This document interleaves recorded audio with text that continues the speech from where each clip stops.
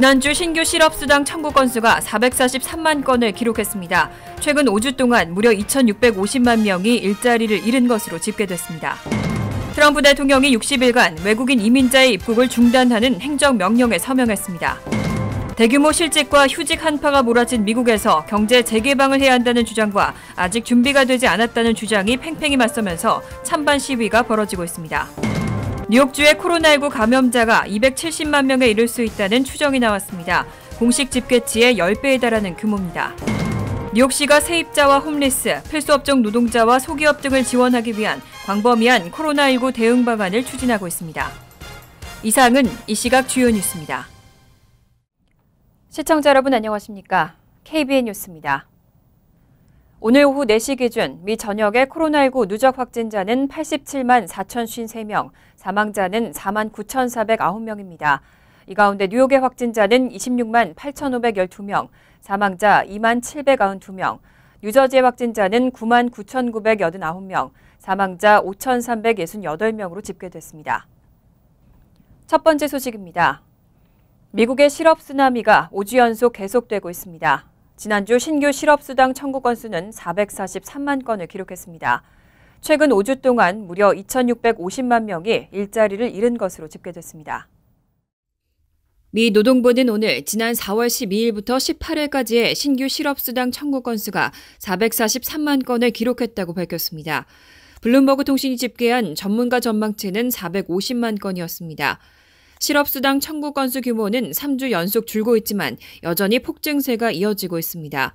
코로나19 사태로 최근 5주간 2,650만 명이 일자리를 잃은 것으로 나타나면서 블룸버그 통신은 미국의 4월 실업률이 약 20%에 이를 수 있다고 전망했습니다. 미국의 신규 실업수당 청구 건수는 코로나19가 확산되며 3월 셋째 주 330만 건으로 크게 늘어나기 시작했습니다. 3월 넷째 주에는 687만 건까지 치솟았고 이후 661만 건, 524만 건을 기록했습니다. 이로써 미국의 고용시장은 113개월 연속 이어지던 최장기 호황에도 마침표를 찍었습니다. 코로나19 충격이 본격화되기 이전인 지난 2월까지 최근 1년간 미국의 신규 실업수당 청구 건수는 매월 평균 21만 6천 건이었습니다. 최근 5주 연속 수백만 건을 기록한 주간 신규 실업수당 청구 건수는 미 노동부가 이를 집계하기 시작한 1967년 이후 최고치 수준입니다. 코로나19 사태 전까지의 최고 기록은 2차 오일 쇼크 당시인 1982년 10월에 69만 5천 건이었고 금융위기 직후인 2009년에는 65만 건을 기록했습니다. 트럼프 대통령이 외국인 이민자의 입국을 60일간 중단하는 행정명령에 서명했습니다. 코로나19 국면에서의 대량 실업과 휴업 사태와 관련해서 미국의 노동시장을 보호하겠다는 조치입니다. 내일부터 적용되고 2달 후에는 연장 여부를 검토할 예정입니다. 트럼프 대통령이 20일 60일간 외국인 이민자의 입국을 중단하는 행정명령에 서명하고 공표했습니다. 이날 명령은 발효시를 기준으로 유효한 이민비자 또는 공식 여행 문건이 없는 외국인의 미국 입국을 제한합니다. 다만 합법적 미영주권자와 의사, 간호사, 전문 의료진과 코로나19 연구자, 국무장관과 국토안보장관이 정한 코로나19 치료 등 업무자 및 이들의 배우자와 21세 미만 비혼자녀는 이번 명령에 따른 제한을 받지 않습니다. 또 투자이민 비자인 EB5에 따라 미국 입국 비자를 신청한 이와 미국 국적자의 배우자 및 21세 미만 자녀, 국무장관과 국토안보장관이 인정한 미사법 집행 또는 국익적 목적 입국자 등도 예외에 해당합니다. 국토안보부는 사기 또는 고의 허위 진술로 명령 적용을 회피하거나 불법 입국한 이들을 최우선순위로 추방해야 합니다. 이번 명령은 23일 밤 11시 59분부터 발효돼 60일 동안 효력을 갖고 필요할 경우 연장될 수 있습니다. 반이민 정책은 트럼프 대통령이 취임 전부터 내세운 슬로건입니다. 앞서 미국 내에서 코로나19 확산이 본격화되면서 트럼프 행정부가 이를 반이민 정책 강화 기회로 활용하고자 한다는 전망이 제기돼 왔습니다. 트럼프 대통령은 이날 행정명령에서 국가 이민 행정체계는 외국인 노동자들이 미 노동시장에 미치는 영향을 유념해야 한다며 개입이 없다면 노동 공급이 수요를 앞지를 경우 미국은 높은 실업률로 인한 경제 회복 지연에 직면할 것이라고 주장했습니다. 트럼프 대통령이 경제활동 재개 움직임 속에서 제기되는 코로나19 재확산 우려에 민심을 달래고 있습니다. 트럼프 대통령은 코로나19가 다시 확산한다고 해도 지난 2달 같진 않을 것이라고 주장했습니다. 또 더 강력한 확산 방지책도 갖고 있다고 덧붙였습니다. 트럼프 대통령은 20일 CNN 등을 통해 생중계된 백악관 코로나19 태스크포스 정례 기자회견에서 코로나19의 재확산 가능성에 대해 우리는 지난 2달 동안 거쳐온 상황을 다시 거치진 않을 것이라고 주장했습니다. 미국 내에선 지난달 중순부터 코로나19 확산을 억제하기 위한 목적으로 내려진 자택 격리령의 여파로 대량 실직과 휴직 사태가 벌어졌습니다. 이에 일각에서는 경제 재개방을 요구하는 여론이 부상했지만 재확산 우려도 나오고 있습니다. 트럼프 대통령은 이후 이전과 같은 수준의 재확산이 이루어지지 않을 것이라고 어떻게 장담하느냐는 질문에 아예 재확산이 오지 않을 수도 있다고 대답했습니다. 또 겨울철 독감 시즌과 겹친 치명적인 재확산 가능성에는 최악의 사례를 말한 것이라고 선을 그었습니다. 트럼프 대통령은 만약 코로나19가 다시 찾아온다고 해도 이전과 같지 않을 것이라며 이전보다 더 나은 확산 방지책을 갖고 있다고 강조했습니다. 다만 네일샵과 마사지 테라피, 볼링장과 체육관 등의 시차를 둔 영업 재개를 허용하고 공격적인 재개방에 나서고 있는 조지아에 대해선 주지사에게 특정 시설 재개 결정에 강력히 반대한다고 말했다고 전했습니다. 또 그것은 지난 16일 발표한 3단계 미국 경제 재개방 지침의 1단계를 위반한 것이라고 지적했습니다. 대규모 실직과 휴직 한파가 몰아친 미국에서는 경제활동 재개를 두고 논쟁이 계속되고 있습니다. 재개방을 해야 한다는 주장과 아직 준비가 되지 않았다는 주장이 팽팽히 맞서면서 미 전역에서 찬반 시위가 벌어지고 있습니다. 주별 입장도 각각 엇갈리고 있습니다. 스티브 시슬락 네바다 주지사는 20일 CNN 인터뷰에서 국가 재개방에 관해 분명 개방 준비가 되지 않았다고 밝혔습니다. 앞서 캐럴린 굿맨 라스베이거스 시장은 CNN 인터뷰에서 경제활동은 이 나라의 경쟁이라며 식당과 소규모 잡화점이 스스로 영업 재개 시점을 판단할 수 있어야 한다고 주장한 바 있습니다. 하지만 시슬락 네바다 주지사는 노동자들이 그들의 직업과 급여, 삶 사이에서 선택을 해야만 하는 위치에 놓이도록 하지 않을 것이라며 그런 일이 일어나도록 두지 않을 것이라고 강조했습니다. 반면 보다 적극적으로 재개방을 추진하는 움직임도 있습니다. 브라이언 캠프 조지아 주지사는 앞서 지난 21일 기자회견에서 체육관과 볼링장, 이발소와 네일샵 등의 운영을 이르면 오는 24일부터 재개할 수 있다고 밝힌 바 있습니다. 이후 트럼프 대통령이 공개적으로 반대 의사를 밝혔지만 캠프 주지사는 트위터를 통해 자료와 주 공공보건 당국자들의 안내에 따라 신중하게 다음 조치를 취할 것이라며 뜻을 굽히지 않았습니다. 지난주부터는 캘리포니아와 버지니아, 위스콘신 등 다수의 주에서도 경제 재개방을 요구하는 시위가 열리고 있습니다. 여기에 의료진을 중심으로 재개방에 반대하는 맞불 시위가 열리며 찬반 논쟁이 갈수록 뜨거워지고 있습니다. 이에 대해 뉴욕타임스는 이날 컬럼에서 자택 격리령에 대한 대중의 인내심이 고갈된 건 맞지만 트럼프 대통령의 경제 재가동 언급을 들며 미 전국에서 벌어지는 시위의 배후를 눈여겨봐야 한다고 전했습니다. 뉴욕주의 코로나19 감염자가 270만 명에 이를 수 있다는 추정이 나왔습니다. 공식 집계치인 26만 8천 명의 10배에 달하는 규모입니다. 증상이 없거나 가벼운 수준이어서 통계에 잡히지 않은 감염 사례가 절대적으로 많다는 의미입니다. 앤드류 쿠오모 뉴욕 주지사는 오늘 기자회견에서 약 3천 명의 주민을 상대로 코로나19 항체 검사를 실시한 결과 13.9%가 양성 반응을 보였다고 밝혔습니다. 뉴욕주 전체 주민으로 단순 환산하면 약 270만 명에 해당하는 규모입니다. 뉴욕시의 경우 양성 반응 비율이 21%로 더 높았습니다. 물품을 구매하기 위해 밖으로 나온 주민들을 무작위로 검사한 것으로 일종의 예비 단계 성격의 조사여서 확대 해석하기는 어려운 측면이 있지만 실제 감염 규모는 현재까지 확인된 수치를 훨씬 뛰어넘을 수 있다는 의미입니다. 보스턴의 노스이스턴 대학 연구진도 비슷한 맥락의 분석을 내놨습니다. 노스이스턴대 연구진에 따르면 뉴욕시에서 처음으로 코로나19 확진자가 발생한 지난달 1일 이미 1만 명에 가까운 뉴욕 시민이 감염됐을 것으로 추정된다고 뉴욕타임스가 보도했습니다. 뉴욕과 샌프란시스코, 시카고와 시애틀, 보스턴 등 5개 대도시에서는 당시 확진자가 23명에 불과했지만 실제로 감염된 인원은 뉴욕 1,700명, 샌프란시스코 9,300명, 시카고 3,300명, 시애틀과 보스턴 각 2,300명에 달했다는 분석입니다. 코로나19가 그동안 알려진 것보다 훨씬 이른 시기에 미국 곳곳에서 조용히 확산되고 있었다는 평가입니다. 뉴욕시가 세입자와 홈리스, 필수업종 노동자와 소기업 등을 지원하기 위한 광범위한 코로나19 대응 방안을 추진하고 있습니다. 11개 세부 조례안으로 구성된 패키지 조례안에는 필수업종 노동자에게 보너스를 지급하고 세입자 강제 퇴거 금지를 내년 4월까지 연장하는 방안 등이 담겼습니다. 22일 뉴욕시 의회는 최초로 온라인 회의를 개최하고 코로나19 비상사태 하에서 경제적 어려움을 겪고 있는 시민들을 돕기 위한 코로나19 대응 패키지 조례안에 대해 논의했습니다. 이 패키지 조례안은 11개 세부 조례안으로 구성됐습니다. 코리 존슨 뉴욕시 의장은 코로나19로 실직해 렌트를 낼 수 없는 세입자를 보호하는 등 꼭 필요한 곳을 세심하게 찾아서 지원하고자 한다며 조례안의 발의 취지를 설명했습니다. 패키지 조례안은 위험 상황 속에서도 최일선에서 일하고 있는 필수업종 노동자를 보호하는 내용을 포함합니다. 이를 위해 100인 이상 사업장의 경우 필수업종 노동자에게 4시간까지는 $30, 4시간에서 8시간에 $60, 8시간 이상 근무에 $75의 보너스를 지급하고 정당한 사유 없는 해고 금지, 계약직 노동자에게도 유급병가 적용 등을 의무화했습니다. 세입자 보호를 위해서는 현행 3개월 퇴거 금지를 내년 4월까지로 대폭 연장합니다.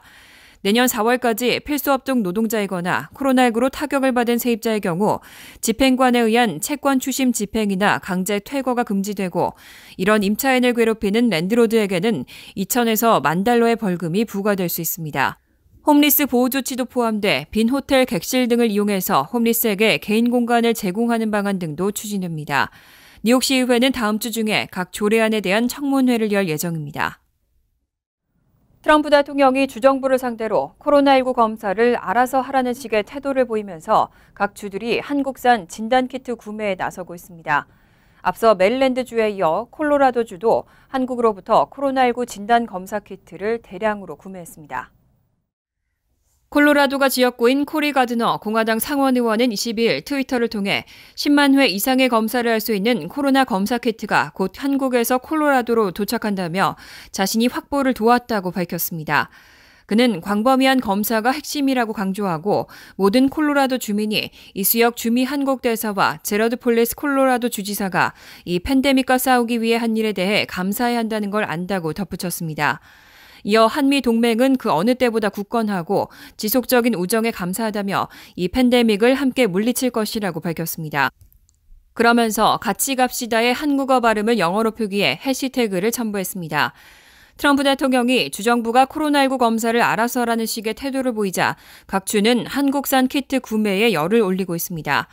앞서 한국계 아내를 둔 레리 오건 메릴랜드 주지사는 50만 회 분량의 키트를 한국으로부터 사들였습니다.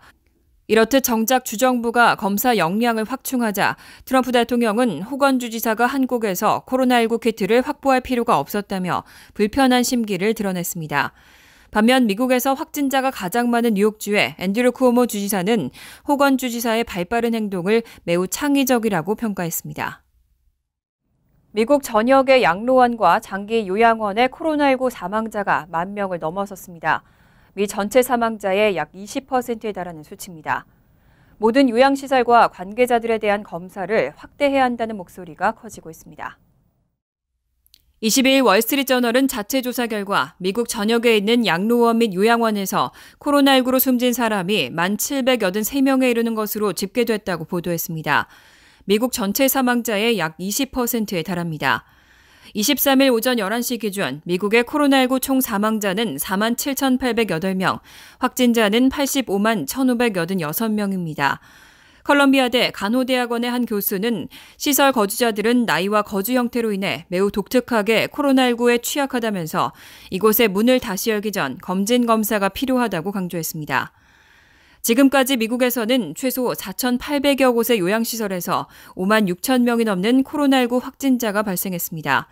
하지만 연방정부는 요양시설에서의 코로나19 현황에 대한 공식 통계를 발표하지 않고 있습니다.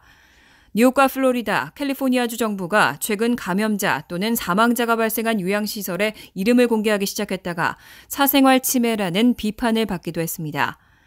미네소타의 경우엔 주내에서 발생한 사망자 179명 중 131명이 장기 요양시설과 연관됐고 매사추세츠주는 2,182명의 사망자 중 55%가 장기 요양시설 체류자인 것으로 집계됐습니다.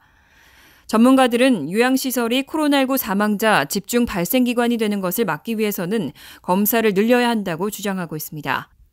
웨스트버지니아 주정부는 지난 17일 보건당국과 주 방위군에 모든 요양시설 입소자 및 직원들에 대한 검사 실시를 명령했고 플로리다주도 요양시설 검사 확대를 추진하고 있습니다. 뉴저지 한인 밀집타운들이 코로나19로 인한 주민들의 부담을 덜어주기 위해서 재산세 납부일을 연장하고 있습니다. 먼저 포트리타운 의회가 재산세 납부일을 6월 10일까지로 연장했습니다. 팰리세이즈 파크타운도 유사한 조치를 추진하고 있습니다. 21일 포트리타운 의회는 오는 5월 1일까지인 2020년 2분기 재산세 납부일을 30일 연장하는 결의안을 승인했습니다. 이번 조치는 기존의 5월 1일까지인 2020년 2분기 재산세 납부 마감일을 6월 1일로 연장하고 추가로 10일간 납부 유예 기간을 부여하는 내용입니다. 이에 따라 포트리 주민들은 오는 6월 10일 오후 4시까지 연체료나 이자 없이 재산세를 납부할 수 있게 됐습니다. 팰리세이즈 파크 타운 정부도 유사한 재산세 납부 유예 조치를 추진하고 있습니다.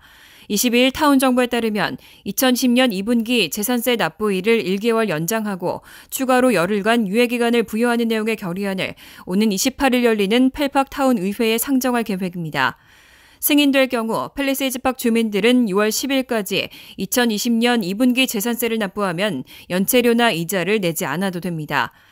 이외에 레오니아에서는 재산세 납부가 연체될 경우 부과되는 이자율을 0.000001%로 조정해 사실상 이자를 면제하는 조치가 지난 20일 타운 의회에서 승인됐습니다.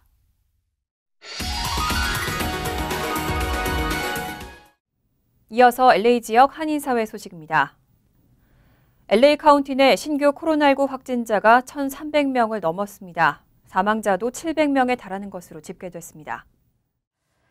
LA 카운티 보건국에 따르면 오늘 신규 확진자 1,318명과 사망자 66명이 추가되면서 카운티 내 총 확진자는 16,435명, 사망자는 729명으로 집계됐습니다. 추가 사망자 66명 가운데 48명은 65세 이상으로 가장 많은 비중을 차지했고 이 가운데 38명은 기저질환을 앓고 있었던 것으로 전해졌습니다. 바바라 페럴 LA 카운티 보건국장은 코로나19로 인한 사망자 가운데 89%는 기저질환을 앓고 있는 것으로 확인됐다고 설명했습니다. 이어 페럴 국장은 LA 카운티 인근 지역에서 해변 등의 시설을 재개하지만 카운티 내 확진자가 지속적으로 증가하고 있는 만큼 주민들에게 해변이나 외출을 삼가할 것을 당부했습니다. 개빈 뉴섬 캘리포니아 주지사가 외출 자제령 해제 시기에 대해 아직 정해진 건 없다는 입장을 밝혔습니다. 뉴섬 주지사는 코로나19 테스트를 충분히 진행하고 있지만 주 저녁에 외출 자제 행정 명령인 스테이 앳 홈을 해제하는 구체적인 논의는 이루어지지 않고 있다고 전했습니다. 봉쇄 해제를 요구하는 여론에 대해 그 누구보다 비즈니스 재개를 원하지만 지금은 어떠한 타임라인도 제공할 수 없다고 뉴섬 주지사는 강조했습니다. 이어 캘리포니아주 내 코로나19 확산 속도는 점점 수그러들고 있지만 계속해서 자택에 머물고 사회적 거리 두기를 실천할 것을 당부했습니다. 캘리포니아주 내의 신규 확진자는 1,512명이 추가되면서 현재까지 확진자 수는 37,343명으로 집계됐고 사망자는 하루 사이 99명 늘어나 1,419명으로 조사됐습니다. 간추린 소식입니다. 민주당 대선 후보 경선 레이스에서 중도 하차한 마이클 블룸버그 전 뉴욕시장이 뉴욕주와 인근 뉴저지, 커네티컷주의 코로나19 대응을 위해 최소 $10,000,000를 지원하기로 했습니다. 블룸버그 전 시장은 또 코로나19 검사를 비롯해 감염자와 접촉한 감염 의심자에 대한 추적을 위한 프로그램 개발 등에도 적극 참여할 예정입니다. 앤드류 쿠오모 주지사는 블룸버그 전 시장이 이와 같은 프로그램을 제안했다며 프로그램과 관련 인력의 훈련을 설계하고 재정적 기여를 할 것이라고 강조했습니다. 아시안 아메리칸 개업의협회가 20일 퀸즈 플러싱 키스나 블러바드 바클레이 애비뉴에서 운영되는 모바일 코로나19 검사센터를 설치했습니다. 협회에 따르면 코로나19 의심 증상을 보이는 개인병원 방문 환자는 이곳에서 검사를 받을 수 있습니다. 이날 센터 론칭 행사에는 론킴 뉴욕주 하원의원과 그레이스 맥 연방 하원의원, 존 리우 뉴욕주 상원의원과 피터 구 뉴욕시의원 등이 참석했습니다. 뉴욕시 정부가 코로나19 확산을 방지하기 위해 주차 미터기 이용 시 스마트폰 애플리케이션을 결제 수단으로 사용해달라고 당부했습니다. 뉴욕시 교통국은 주차 미터기에 현금을 수거하는 직원들뿐만 아니라 이용자들도 현금이나 크레딧 카드를 기기에 넣는 과정에서 코로나19에 감염될 위험성이 있다고 밝혔습니다. 주차 미터기 스마트폰 앱은 구글 플레이스토어나 애플 앱스토어에서 펄크 NYC를 검색한 뒤 무료로 다운받을 수 있습니다. 뉴저지주가 대학 학자금 상환에 재정적 어려움을 겪고 있는 학생 본인이나 학부모 등을 위해 최소 3개월 이상 상환을 연장해주는 이니셔티브 프로그램을 시행하기로 했습니다. 학자금 채무자들은 3개월 동안 월 납입금을 상환하지 않더라도 연체 벌금을 물지 않고 크레딧 점수가 낮아지는 등의 불이익도 받지 않습니다. 단 이 프로그램은 납입금을 면제 또는 공제해주는 것이 아니기 때문에 상환 유예 기간이 지난 다음에는 납입금을 소급해서 내야 합니다. 환율과 증권 소식입니다.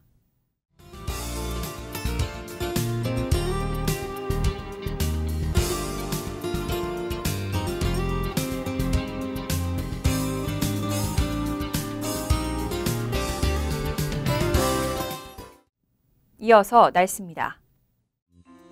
금요일은 비가 오겠습니다. 낮 최고 기온은 50도, 섭씨 11도, 밤 최저 기온은 41도, 섭씨 5도로 예상됩니다.